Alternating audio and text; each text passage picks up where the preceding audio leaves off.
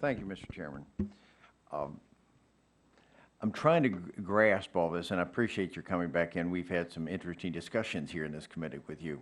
Go back to the issue that was brought up a minute ago about 1962. And I somewhat take offense at that because it's something taken out of context. We weren't in the middle of or the tail end of a recession in 1962, were we? I don't remember. Okay. I was hanging out somewhere. But we were someplace, you and I.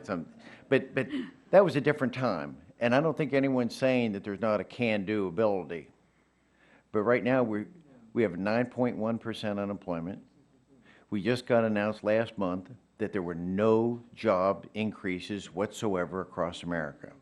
So our businesses are trying to make some decisions. They know they can replace the boilers. If he's correct that they're on the shelf, for right now, I'll accept that. I'm not sure I'm going to completely buy that, but I'll accept that premise that it's. But they have to make a decision. They have to make a decision right now in this economy.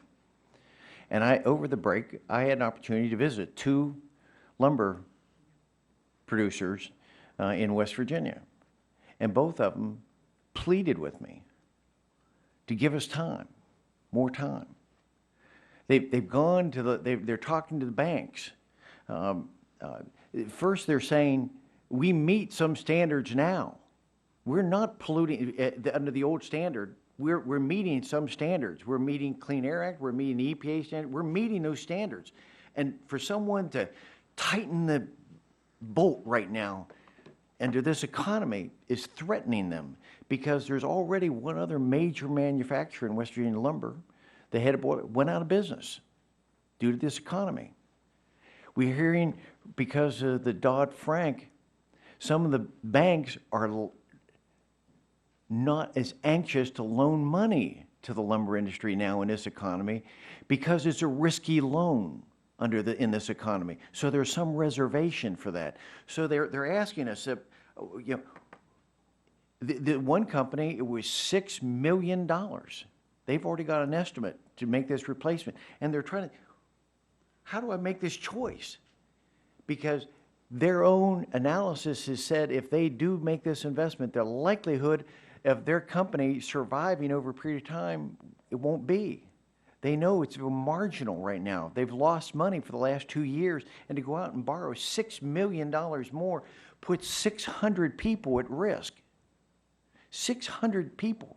So I'm asking you, if you were sitting in that boardroom and you know that your company's lost money the last numbers of years, but yet the EPA is saying we want you to buy something off the shelf and put it in place and it's going to cost you $6 million, or you're going to, and you probably are going to lose your 600 jobs, what do you do?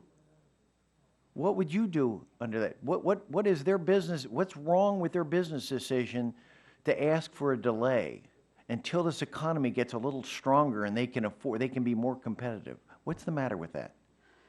Mr. McKinley, I will tell you that EPA is certainly not oblivious to the economic challenges that we are all facing. If you look at the rules and the way in which we're evaluating our rules, we are doing a better job every rule to try to understand the economics. What does he do in that boardroom? The jobs. Ms. McCarthy, he's got to make a decision because you're breathing down his neck. We have successfully, through the 40-year history of the Clean Air Act, found a way to grow the economy while we've significantly reduced air pollutants. Oh, you've all said that. You said that before you come in here, and you said to yourself that the EPA has actually created jobs. And you said it here again today, and I'm still waiting. I asked you then, back in February, if you could provide that information, how the EPA regulations create jobs. And I still don't have it. This is now September, and I still haven't received that report of how your regulations create jobs. You said it here today. You said you're expecting job growth if the EPA standards were put into effect. That's correct. What are we talking about? Construction jobs that last for 6 months, but then put the 600 people out of work in my district? That doesn't work. I don't understand where you're going, but you haven't still answered my initial. If you were in the boardroom, what would you do? Put your company under, or would you let the people go? I firmly believe that we need to meet our economic challenges in a way that continues to grow the economy. That is my belief, and I think we've done it, and I think we can continue to do that. Gentleman from California, Mr. Bilbrey, is recognized for 5 minutes.